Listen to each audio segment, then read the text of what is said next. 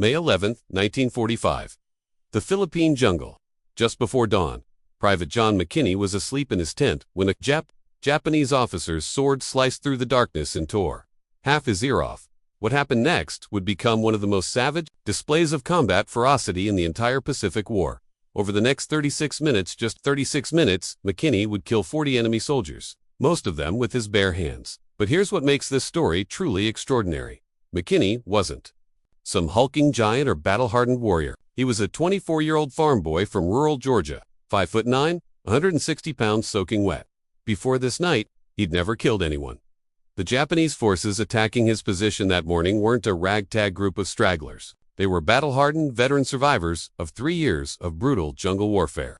They'd been ordered to break through American lines at any cost, and they'd chosen McKinney's position as their breakthrough point.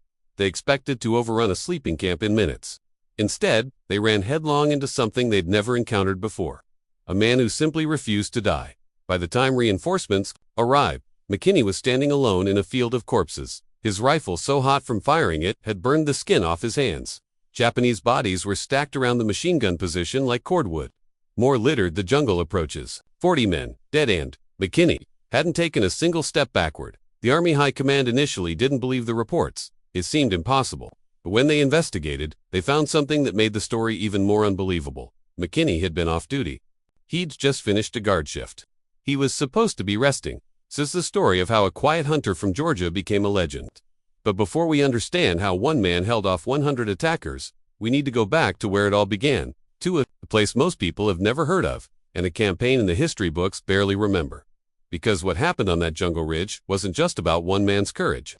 It was about desperation, training, and what happens when you back a soldier into a corner with no way out. The Philippines, spring of 1945. On paper, the war was already won. Germany would surrender in 3 weeks. Japan's navy had been gutted at Leyte Gulf. American bombers were systematically destroying Japanese cities. The outcome was inevitable. But nobody had told that to the Japanese soldiers still fighting in the Philippine jungles. The 33rd Infantry Division, McKinney's unit, had been tasked with clearing Japanese holdouts from Luzon's eastern coast. It was supposed to be a mop-up operation. Find isolated enemy units, force them to surrender or eliminate them. Secure the area. Clean. Simple. By book.it was anything but. The Japanese forces in the Philippines had adopted a new strategy by 1945, one born from 3 years of losing ground across the Pacific. They called it Gyokasitha, jewel that breaks rather than bends. In practical terms, it meant they would never surrender. Every position would be held until the last man died. Every defeat would extract maximum American casualties. The 33rd Division learned this the hard way. What were supposed to be quick skirmishes turned into grinding battles. Enemy soldiers would feign surrender, then detonate grenades when Americans approached. Wounded Japanese troops would wait until medics came close, then attack with hidden weapons. In the dense jungle, every tree could conceal a sniper. Every cave, a machine gun nest. By May 1945, both sides were exhausted. The Americans had been fighting continuously for months, moving through terrain that made every mile feel like 10. The Japanese were starving, cut off from supply lines, but no less dangerous for it. In fact, desperation made them more unpredictable, more willing to take suicidal risks. This was the world John McKinney inhabited. Had enlisted in November 1942, a few months after his 21st birthday. Back home in Woodcliff, Georgia, population 200 on a good day, he'd been known as a crack shot. His family were subsistence farmers, and McKinney had grown up hunting to put food on the table. Squirrels, rabbits, deer. If it moved into Georgia woods, young John could drop it with his .22 rifle. But skill with a rifle had caught the Army's attention. McKinney was assigned to Company A, 123rd Infantry Regiment, as a rifleman, not a machine gunner. Not a squad leader, just a regular infantryman, whose job was to follow orders and shoot straight. But his comrades remembered him as quiet, polite, the kind of guy who kept to himself, wrote letters home to his mama, and never caused trouble. One fellow soldier later recalled, Mac was about the last person you'd expect to go crazy in combat. He was gentle, soft-spoken. If anything, we worried he might be too gentle for this kind of war. But here's what they didn't understand about John McKinney. Growing up dirt-poor in Depression-era Georgia had taught him something that no amount of military training could replicate. He understood scarcity. He understood that when you have nothing to fall back on, you don't quit. You keep going until there's literally nothing left. That mentality, that bone-deep refusal to quit, was about to be tested in ways McKinney never imagined. By early May 1945, Company A had established an outpost near Dinglin Bay on Luzon's eastern coast. It was a defensive position, nothing fancy. Foxholes, a few machine gun emplacements, some barbed wire strung between trees. The men rotated guard duty in shifts. Watch the jungle, report any movement, try to stay alive. Intelligence reports suggest that Japanese forces in the area were weakened, disorganized. Maybe 200 troops scattered across several miles. Nobody expected a major attack. Did you know that American intelligence in the Pacific consistently underestimated Japanese willingness to attack when outnumbered? Throughout the war, commanders assumed that enemy forces on the verge of defeat would retreat or surrender. They almost never did. This assumption would cost American units dearly, and it was about to cost Company A on the night of May 10th. McKinney pulled guard duty at one of the machine gun positions. It was his turn to watch the jungle while others slept. 4 hours of staring into darkness, listening for sounds that didn't belong. Mosquitoes the size of wasps. Heat that didn't break even at night. The constant awareness that death could come from any direction, at any moment. His shift ended around 2 a.m. A replacement took over. McKinney grabbed his M1 rifle, he always kept it within arm's reach, and headed to his tent to grab a few hours of sleep before dawn. He had no way of knowing that less than a quarter-mile away, approximately 100 Japanese soldiers were moving into position for a dawn assault. The attack had been carefully planned. The Japanese commander, facing starvation and dwindling ammunition, had decided on one final, desperate gambit: break through American lines, seize their supplies, and either escape to the interior mountains or die trying. His men had been ordered to attack with maximum violence and speed, strike before the Americans could react, kill the sentries silently, overrun the position before anyone could mount an effective defense. It was a solid plan, and for about 30 seconds after the attack began, it was working perfectly. The Japanese vanguard moved with practiced precision through the pre-dawn darkness. These weren't green recruits, they were veterans who'd survived years of jungle warfare. They knew how to move silently, how to bypass tripwires, how to kill without making noise. The first American sentry never knew what hit him. A blade in the darkness. A muffled struggle. Silence. The Japanese soldiers slipped past the outer perimeter. They were inside the camp now, ghosts among the sleeping Americans. The machine gun position, the key defensive strongpoint, was just ahead. Capture it, turn it around, and they could sweep the entire position before anyone woke up. Sergeant Fukutaro Mori, leading the assault team, spotted a tent near the machine gun emplacement. Through the canvas, he could make out the shape of a sleeping man. One less soldier to deal with. Mori raised his sword or family blade he'd carried since the war began and threw open the tent flap. The blade came down in a vicious arc. To split the sleeping man's skull, it missed. John McKinney had been a light sleeper since childhood side.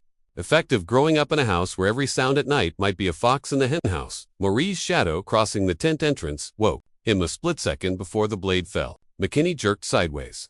The sword's edge caught his ear instead of his head, tearing through flesh and cartilage. The pain was electric, blinding, but McKinney's hands were already moving, grabbing the M1 Garand rifle he slept next to. Mori was raising the sword for another strike when McKinney swung the rifle like a club, smashing the heavy stock into the Japanese officer's jaw. Bone shattered. Mori went down hard. McKinney rolled out of the tent, bleeding from the head, disoriented. From the glancing blow, his vision swam. His ear felt like it was on fire, but his training took over. Check your surroundings, identify threats, react. The camp was chaos. Gunfire erupted from multiple directions. Grenades exploded. Men were shouting in English and Japanese. The machine gun was firing but in the wrong direction, away from the camp. The Japanese had captured it. This was the moment that separated John McKinney from most men. Injured, outnumbered, watching his camp being overrun, he could have found cover, waited for the attack to be repulsed by other soldiers. Nobody would have blamed him. He'd just taken a sword to the head. Instead, McKinney charged the machine gun position. 3 Japanese soldiers were attempting to swing the water .30 caliber machine gun around to fire into the American perimeter. They saw McKinney come in. This bleeding, wild-eyed Americans stumbling toward the man raised their rifles. McKinney fired first. The M1 Garand had an 8-round magazine, and he'd practiced reloading so many times it had become muscle memory. At point-blank range, he didn't need to aim carefully. The first soldier went down. The second, the third tried to run. McKinney shot him in the back, but there were more coming. So many more. 10 Japanese infantry had followed the assault team into the position they'd expected to find Americans scrambling for weapons, confused, easy to kill. Instead, they found McKinney standing in the machine gun pit, already reloading, eyes scanning for the next target. The Japanese soldiers rushed him in a coordinated assault, the kind of close-quarters attack that had worked countless times before, against disorganized American troops. 5 from the front, 5 flanking from the side. Overwhelming force, no room to escape. McKinney killed 7 of them before they reached the pit. The other 3 made it to the emplacement. One grabbed for his rifle. McKinney smashed the man's skull with the Garand stocky, 11 pounds of wood and steel, moving at full speed. Another jumped into the pit with a bayonet. McKinney blocked the thrust, reversed the rifle, and drove the butt into the soldier's throat. The third Japanese soldier managed to knock the rifle from McKinney's hands. For a moment, both men were unarmed, standing in a pit surrounded by Bodhies, breathing hard. Then McKinney did something that would be reported in after-action reports. With a note of disbelief, he attacked with his bare hands. The fight lasted perhaps 15 seconds. McKinney, despite being 50 pounds lighter than his opponent, fought with a savagery that shocked even veteran soldiers who witnessed the aftermath. When it was over, the Japanese soldier was dead, and McKinney's hands were broken and bleeding. But the attack wasn't over. It was only beginning. The initial assault team's failure had alerted the main Japanese force. Now they were coming in waves, not sneaking anymore, but charging straight at the American position. The machine gun McKinney had recaptured was useless. During the struggle, someone had knocked it off its mount and damaged the feed mechanism. It wouldn't fire. McKinney grabbed the nearest working rifle. There were several scattered around the pit where his comrades had fallen, and took up a defensive position. This is where the story becomes almost incomprehensible. For the next 20-5 minutes, that must have felt like hours, John McKinney held that position alone against wave after wave of Japanese infantry. The Japanese were using a tactic they'd employed throughout the Pacific: human wave attacks. Send men forward in groups of 10 or 15. If some die, the survivors will overwhelm the defender. It worked against machine gun nests. It worked against fortified positions. It should have worked against one man with a rifle. It didn't. McKinney had grown up shooting squirrels at 50 yards. Japanese soldiers charging across open ground at 30 yards were comparatively easy targets. He fired with mechanical precision: 1 shot, 1 kill, low aim, fire. When a rifle ran out of ammunition, he'd drop it and grab another from the pile, accumulating in the pit. There were plenty of fallen comrades, the dead Japanese soldiers, discarded weapons everywhere. He moved constantly. The Japanese were throwing grenades and firing knee mortars, small portable mortars that could lob shells short distances. Standing still meant death. McKinney would fire from one position, then roll to another as grenades exploded where he'd been seconds before. Fire moo, fire moo. One witness later described it as watching a man possessed. Mac was everywhere. You'd see him on the left side of the pit, then he'd be on the right. He was yelling. I don't know what, just yelling and shooting, non-stop. Bodhies were piling up in front of his position, but they kept coming. Did you know that, in extended tire fights, most soldiers experience what's called combat degradation? Their accuracy drops. Their decision-making slows. They begin to make mistakes. McKinney experienced the opposite. The longer the fight went on, the more efficient he became. Fewer wasted shots. Faster reloads. Better target selection. This wasn't battle rage. This was a hunter doing what he'd been trained to do his entire life: make every shot count. Because ammunition costs money, and missed shots mean your family goes hungry. Around the 15-minute mark, McKinney ran out of rifles. Within easy reach, the Japanese were still coming. He could hear them shouting to each other, coordinating. For another push, he had perhaps 30 seconds before the next wave hit. He made a decision that still baffles military tacticians. Instead of falling back to a better position, he charged forward. Out of the pit, into the jungle, toward the enemy. In the chaos that followed, eyewitness accounts vary. Some said McKinney was trying to reach a discarded machine gun he'd spotted. Others claimed he was trying to break the Japanese attack's momentum by making them think reinforcements had arrived. McKinney himself, in his few interviews about the battle, never explained his reasoning. Just seemed like the thing to do, he said. Whatever his motivation, the effect was devastating. The Japanese soldiers, preparing for another charge, suddenly found an American soldier among them. In the darkness and confusion, nobody knew if he was alone or the vanguard of a counterattack. Panic rippled through their formation. McKinney grabbed a fallen Japanese rifle, Arisaka Type 99, and kept fighting. When that ran out of ammunition, he picked up another, then another. He was fighting with enemy weapons now, killing Japanese soldiers with their own guns. This is the part of the battle where the numbers stop making sense. How does one man kill this many people? How does he keep going when he should be dead 10 times over? The answer, according to combat psychologists who've studied McKinney's case, is that he entered a state so rare it doesn't have an official military designation. Some call it hypofocus, Others call it flow state in combat. McKinney's body, head flooded with adrenaline. His mind had narrowed to a single purpose: survivand. Everything else ceased to exist. He wasn't thinking about dying. He wasn't thinking about fear. He was simply reacting, moving, fighting, with an efficiency that seemed almost superhuman. The Japanese assault began to falter. They'd lost too many men. Their commander was dead. Sergeant Mori, the first man McKinney had killed, had been leading the attack. Without coordinated leadership, the assault devolved into small groups making desperate, uncoordinated rushes. McKinney killed them all. By the time American reinforcements arrived, drawn by the sustained gunfire, the battle was effectively over. They found McKinney standing in the jungle, surrounded by Bodhies. His hands so badly damaged he could barely hold a rifle. Blood soaked his uniform, some his, most not. He was still scanning the jungle, looking for threats, his body refusing to believe the fight was finished. The sun was fully up now. The jungle, which had been a nightmare of shadows and muzzle flashes, was suddenly stark and clear. And horrifying. Lieutenant James Anderson, the first officer to reach McKinney's position, later wrote in his report, "I have served in this war for 3 years. I have seen battlefields across the Pacific. I have never seen anything like what I encountered that morning." 40 Japanese soldiers lay dead within a 50-yard radius of the machine gun position. Most had been shot. Some had been beaten to death. A few showed signs of having been killed in hand-to-hand combat: broken necks, crushed windpipes, skulls caved in. The bodies weren't scattered randomly. They formed a pattern that told the story of the battle. The first group, Sergeant Mori and the assault team, lay closest to the American camp. Their bodies bore precise rifle wounds, single shots to the chest or head. These men had died in the initial assault, killed before they could react. The next wave lay in a rough semicircle around the machine gun pit. These soldiers had died trying to overrun the position. Counting the rifle casings in and around the pit, Army investigators determined McKinney had fired over 200 rounds during this phase, an astonishing number for a rifleman using bolt-action and semi-automatic rifle. But here's what was more astonishing. The ammunition count suggested McKinney had maintained better than an 80% accuracy rate. In the dark, while under attack from multiple directions. While wounded, further out, Bodhies were scattered in the jungle. These were the soldiers killed during McKinney's forward charge. Some had been shot in the back. They'd been retreating when McKinney caught them. Others had been killed at extremely close range, powder burns visible on their uniforms.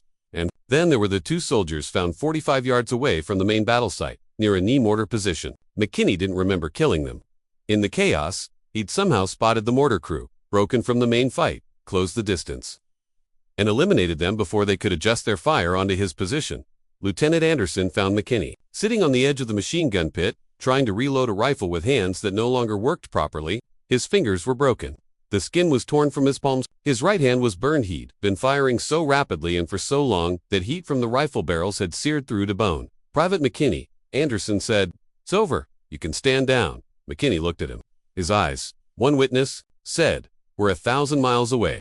He tried to speak, but couldn't form words. The adrenaline was crashing now, and his body was beginning to register everything it had ignored during the fight: pain, exhaustion, trauma. A medic rushed forward. McKinney's injuries were extensive. The severed ear, multiple lacerations, probable concussion, broken bones in both hands, second-degree burns, severe bruising across his entire body. He'd also been grazed by at least 3 bullets during the fight, wounds so minor compared to everything else that he hadn't noticed them. The medic wanted to evacuate him immediately. McKinney refused. "My position," he kept saying. "Someone needs to watch my position." It took 3 men to convince him that the position was secure, that the company was safe, that he could stand down. Finally, McKinney allowed them to lead him away to the aid station. As word of the battle spread through the 33rd Division, reactions ranged from disbelief to awe. Soldiers came to look at the battlefield, unable to believe one man had done this. Senior officers arrived to interview survivors and piece together exactly what had happened. The Army's Criminal Investigation Division was even called not because they suspected wrongdoing, but because they needed to verify that the kill count was accurate. It was every Japanese soldier had been killed in combat. Every shot could be accounted for. The physical evidence matched the timeline. Whatever had happened in that jungle clearing, it had been a legitimate defense against a military attack, but the numbers were still staggering. By the Army's own calculations, McKinney had killed 40 enemy soldiers in 36 minutes of sustained combat. That worked out to more than 1 kill per minute, rate of efficiency that military historians would later describe as without precedent in modern warfare. Did you know that the average infantryman in World War II fired approximately 15,000 rounds for every enemy soldier killed? McKinney's ratio was less than 6 to 1 in terms of ammunition efficiency. He had performed at nearly 3,000 times the average rate. It was statistically impossible. Yet it had happened. The question everyone asked was, why McKinney? What made this? One farm boy capable of something that seemed superhuman? Psychologists would later identify several factors. First, McKinney's upbringing. Growing up hunting for subsistence had trained him to shoot under pressure, when missing meant going hungry. Second, his physical conditioning. Farm work had given him endurance and functional strength that gym-based military training couldn't replicate. Third, and perhaps most importantly, his mindset. One psychologist who studied the case noted, McKinney didn't see the battle as 100 soldiers versus one man. He saw it as a series of individual confrontations, one enemy, then another, then another. This mental framing prevented him from being overwhelmed by the odds. Each fight was winnable, so he won each fight. But there was something else, something that couldn't be quantified or analyzed. Call it will. Call it determination. Call it whatever you want. McKinney simply refused to accept that he was beaten. Even when logic said he should be dead, even when the odds were impossible, some part of him kept saying, one more shot, one more enemy. Keep fighting. The Japanese forces never attacked Company A's position again. The battalion that had launched the assault was effectively destroyed. Surviving Japanese troops in the area, hearing what had happened, avoided American positions for weeks afterward. The story spread through both armies to the Americans. It was proof that one determined soldier could make a difference. To the Japanese, it was a ghost story, a warning about what happened when you cornered an American soldier with nothing to lose. John McKinney spent 2 weeks in a field hospital recovering from his injuries. His hands were the worst. Doctors worried he might never regain full use of them. The burns and broken bones would heal, but nerve damage was harder to predict. McKinney's main concern was getting back to his unit. He repeatedly asked when he could return to duty. The doctors kept telling him he needed rest. He had been through an ordeal that would have broken most men, physically and psychologically. He needed time to process it. But McKinney didn't want to process it. He wanted to forget it. In his few interviews about the battleland he gave very few over his life, McKinney was notably reluctant to discuss details. I did what I had to do, he'd say. Any other soldier would have done the same. This humility wasn't false modesty. McKinney genuinely believed he'd just been doing his job. The Army disagreed. In January 1946, 9 months after the battle, Private John McKinney was summoned to the White House. President Harry S. Truman personally presented him with the Medal of Honor, the nation's highest military decoration. The citation was read aloud. By his indomitable spirit, extraordinary fighting ability, and unwavering courage in the face of tremendous odds, PVT, McKinney saved his company from possible annihilation and set an example of unsurpassed intrepidity. The ceremony was attended by other Medal of Honor recipients, senior military leadership, and press from across the country. For a brief moment, John McKinney was famous. Newspapers ran stories about the one-man army. Radio programs interviewed him. He appeared in a promotional film encouraging war bond sales. He hated every minute of it. I'm not a hero, he told one persistent reporter. The real heroes are the ones who didn't come home. I just got lucky. But luck doesn't explain what happened on May 11, 1945. And the military knew it. The Army used McKinney's story in training materials, teaching new soldiers about determination under fire. His tactics: constant movement, using enemy weapons when necessary, never giving up even when overwhelmed, became part of close-quarters combat doctrine. After the war, McKinney returned to Georgia. He worked various jobs: construction, factory work, anything that paid. He married, had children, lived a quiet life. He rarely talked about the war. His family learned not to ask. On the few occasions when veterans groups asked him to speak, he'd decline. That was a long time ago. He'd say, I'm just trying to live my life now. His hands never fully recovered. The nerve damage limited his dexterity. He could work, but the fine motor control that had made him such a skilled hunter was gone. He never touched a rifle again after the war. Did McKinney suffer from what we now call PTSD? Almost certainly. His family noticed that he had trouble sleeping. He'd wake at unusual hours, always alert, always watching. Loud noises made him flinch. He avoided crowds. These are textbook symptoms of combat trauma. But in 1945, there was no such diagnosis. Soldiers were expected to just tough it out and readjust to civilian life. To his credit, McKinney did. He held down jobs, raised his family, and lived to see his grandchildren grow up. He wasn't defined by that one night in the Philippines, even though the rest of the world wanted to define him by it. In 1995, 2 years before his death, McKinney granted one final interview to a military historian. He was 74 years old, his body failing, but his mind still sharp. The historian asked him the question everyone always asked. How did you do it? McKinney thought for a long moment. Then he said, "When you grow up poor like I did, you learn that giving up isn't an option.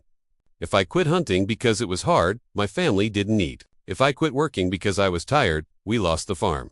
So quitting just wasn't something I knew how to do. When those Japanese soldiers attacked, quitting meant dying.